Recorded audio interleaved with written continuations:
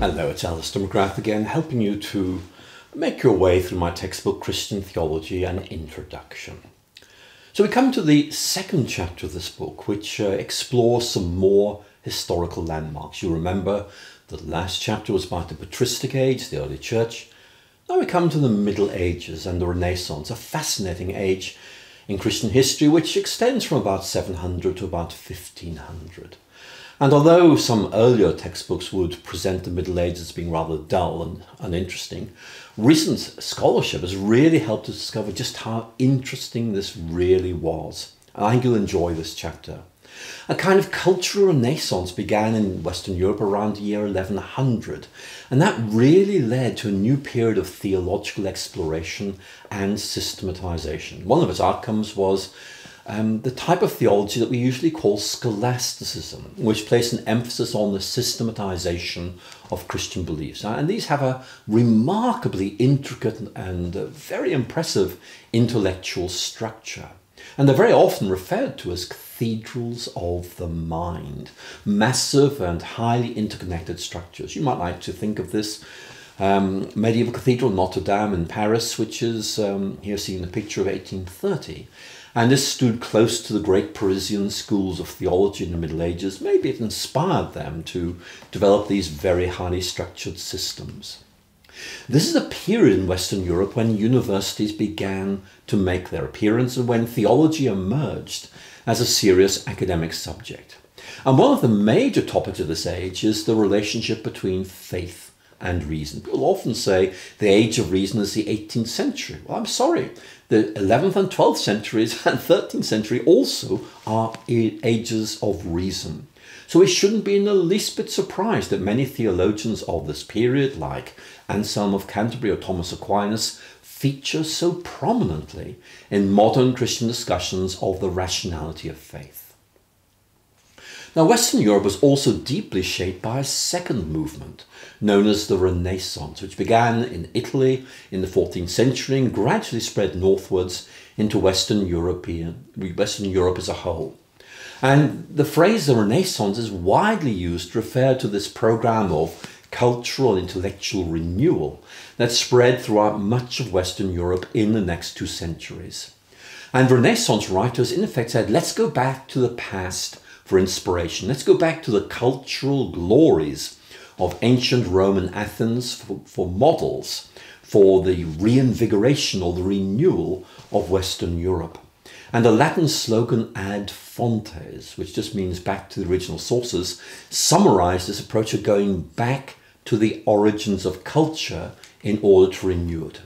And this agenda was easily adapted by Christian writers, who in effect said, we go back to the New Testament to in effect revitalize the Christian church and its theology.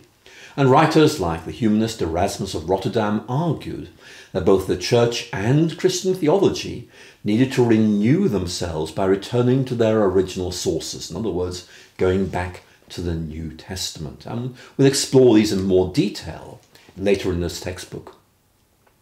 Some of you may be surprised, though. You say, Erasmus, a humanist. Was he an atheist? No. The word humanist was used in the Renaissance to refer to those people who argued for the renewal of European culture and Christianity by going back to its original sources. The word humanist has changed its meaning. In the 21st century, it means something like someone with a secularizing agenda, but that's not what the word meant back at the time of the Renaissance. Yet although our attention in the second chapter is mainly taken up with theological developments in Western Europe, it's important to realize that many developments of significance took place further east. The great city of Constantinople, that means the city of Constantine, was founded by the first Christian emperor Constantine in 330 as the capital city of the Eastern Roman Empire. And one of its most famous landmarks was Hagia Sophia, known for its astonishingly beautiful mosaics of Christ. Constantinople became the center of an approach to theology which remains of landmark importance for Greek and Russian Orthodoxy today. And the term Byzantine theology is often used to refer to styles of theology which emerged from this great imperial city of Constantinople. So let's look at the structure of this chapter and some of the specific topics we're going to consider. Here it is. As always, I'm going to introduce you to some leading thinkers, some leading themes in the theological discussions of the time, and some debates, many of which continue to be discussed and debated today. So let's begin by talking more about Scholasticism, this medieval theological movement which really flourished between about 1200 and 1500, placed emphasis on the rational justification of religious belief and the systematic presentation of those beliefs. So in many ways, Scholasticism does not refer to a specific system of beliefs, but rather to a particular way of doing and organizing theology. And writers like Thomas Aquinas in the 13th century developed complex and extended theological systems, showing how Christian theology was not a set of disconnected ideas, but was an interconnected and coherent way of thinking. And I noted earlier that many writers speak of these theological systems as cathedrals of the mind because of their interconnectedness, their complexity, and their coherence. Now, Scholasticism made major contributions in a number of key areas of Christian theology. For example, the role of reason and logic in theology. And very often, Thomas Aquinas, Duns Scotus, and William of Ockham are singled out as the three most influential scholastic writers. But we also see the introduction of a theological textbook that became enormously influential. And this is Peter Lombard's 4 books of the sentences, which dates from the middle of the 12th century. It's basically a collection of quotations from scripture and patristic writers arranged by topic. And this became a textbook which in effect people would comment on. They would say, here's how we hold all these ideas together. And in effect, apprentice theologians would study and comment on Peter Lombard's work. And the works that resulted were known as commentaries on the sentences. And this became one of the most familiar theological genres of the Middle Ages. There are outstanding examples from Thomas Aquinas and Bonaventure, and in fact, even Martin Luther wrote one in the early 16th century. Then we come to look at some of the great theologians of this age. Obviously, there are more than I can talk about here. They're discussed in detail in this chapter, but the first of them is Anselm of Canterbury, who many regard as having shaped the theological renaissance of the 12th century.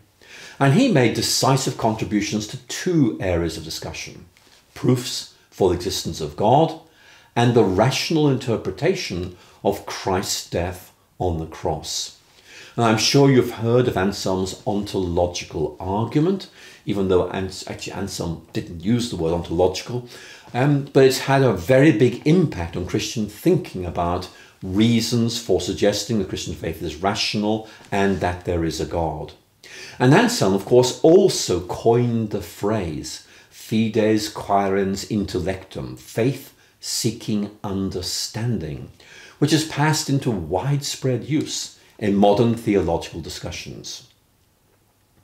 Anselm's important book, Cur Deus Homo, Why God Became Man, is all about the rational justification of the incarnation. Anselm is saying we can see why God had to become incarnate in order to redeem us. And again, it's part of this medieval agenda of showing that faith makes sense, that it hangs together coherently. And Anselm's approach has had a major impact on discussions of theories of the atonement. In other words, understandings of the meaning of the death and resurrection of Christ and its significance for humanity. The second major theologian I note is Thomas Aquinas. Aquinas studied and taught at the University of Paris, and his most famous writing is the Summa Theologiae, best translated as the Totality of Theology.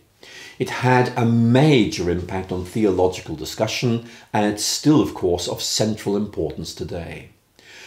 He made many contributions to theology, for example, the 5 ways, 5 arguments for the existence of God, which we'll look at later in this textbook, or the principle of analogy, which provides a theological foundation for knowing God through the creation. And of course, Anselm's very extended discussion of the relationship between faith and reason. Let me mention a third theologian, and this one dates from the time of the Renaissance, and it's Erasmus. Erasmus of Rotterdam, here depicted by Hans Holbein in 1523. Erasmus was very important, particularly because of scholarly projects, and I want to mention two of those. The first is the production of the first printed Greek text of the New Testament, which appeared in 1516. Why is that so important? It allowed Western theologians direct access to the original text of the New Testament.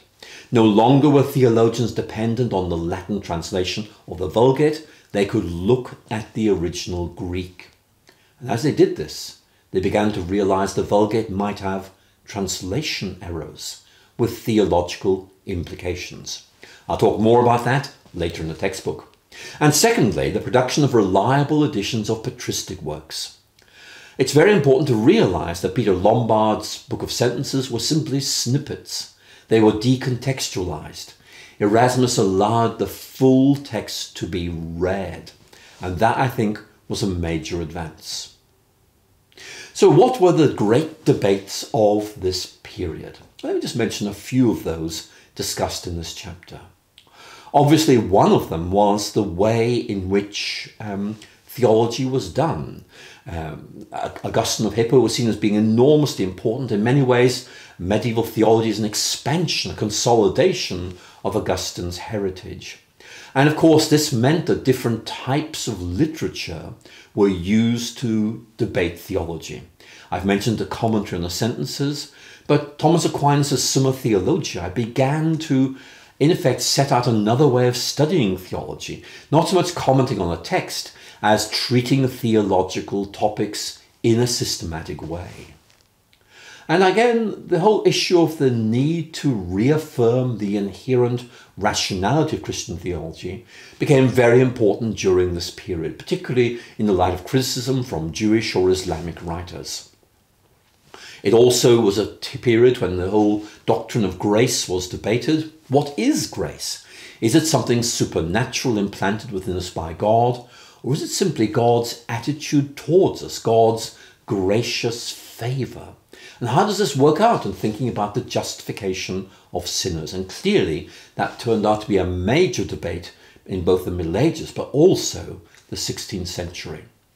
Now, there's much more that needs to be said, and I hope that this will get you started as you begin to explore some aspects of the theology of the Middle Ages and Renaissance. You can see already that the theologians of this period continue to inform theological debate today. I want to encourage you to get to know them.